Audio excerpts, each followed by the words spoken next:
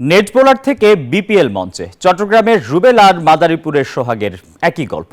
Leg spinner সোহাগ এখন cricket আঙ্গনে পরিচিত মুখ।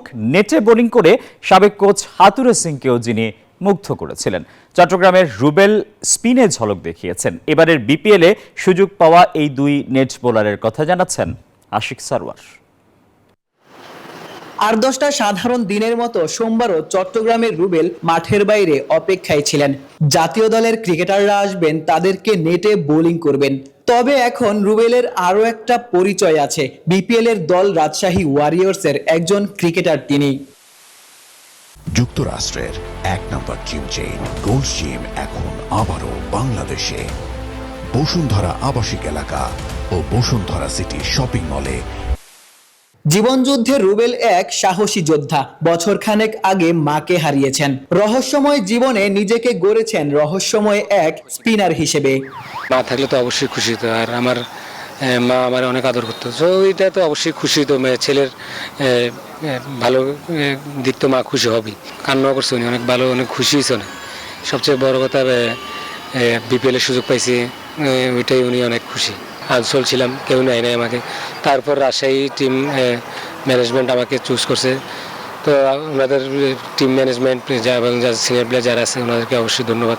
মোহাম্মদ রুবেল যোগ্যতা দিয়েই বিপিএল এ সুযোগ করে নিয়েছেন। ঢাকা লিগ, এনসিএল যেখানেই সুযোগ পেয়েছেন পারফর্ম করেছেন। বিপিএল এ ঝলক দেখাতেও মুখিয়ে আছেন। সেকেন্ড ডিভিশনে হাইস্ট উইকেট টেকার হয়েছিলাম, 15 ম্যাচে 37 উইকেট পাইছিলাম। তো পরের বছর আমি আবার ঢাকায় ফার্স্ট ডিভিশন লিগে গাজী গ্রুপে সাইন করি। তো ওইখানে ফার্স্ট ডিভিশনে এবারে আমি ফার্স্ট খেলি ঢাকায় ফার্স্ট ডিভিশন লিগ। তো ফার্স্ট ডিভিশনে আমি ফার্স্ট বছরে 15 ম্যাচে 43 উইকেট নিয়ে হাইস্ট উইকেট টেকার হয়েছিলাম 2024-25 মৌসুমে। এনসিএল টি20তে আমি ইমার্জিং প্লেয়ার হয়েছি, 8 ম্যাচে 10 উইকেট নিয়েছি। মাদারীপুরের লেগ স্পিনার সোহাগও এই মুহূর্তে চট্টগ্রামে লিটন রিশাদদের নেটে বোলিং করেছেন। রিশাদের সাথে এই লেগির দারুণ রসায়ন। বিপিএল এ সুযোগ পাওয়ায় রিশাদ সোহাগকে অভিনন্দন জানিয়েছেন।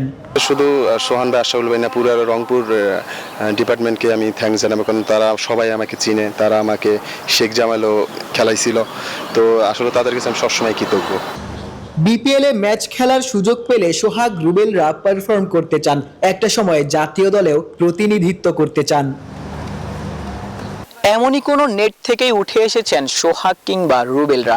নেট বোলার থেকে বিপিএল এর মঞ্চে দারুণ একটা গল্প, যে গল্প অনুপ্রাণিত করবে বাংলাদেশের লাখো কোটি তরুণ ক্রিকেটারকে।